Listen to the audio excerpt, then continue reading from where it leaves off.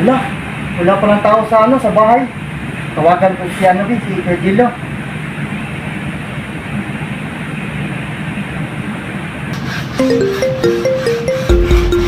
Uy, nag-ring ang cellphone. Hello? Virgilio? Punta ka sa bahay namin. Walang tao. Talaga? Yes, sige, sige. Makapanood na naman ako nito ng Punstar. Sige Kuya Gilo, bye na. Oh, sige. Bye. Yes, makakalima na naman ako nito ngayon. Sige, bye. Tao po. Tao po. Po tao. Po tao. Uy, Joros, andyan ka ba?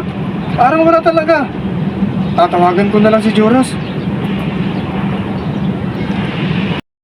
Oh, Kuya Gilo, anong problema?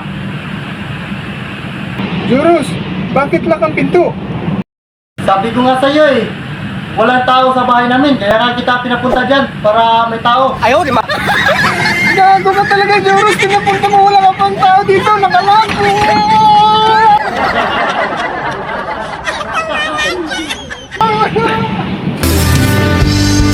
Hipay kong sugat ng adlaw.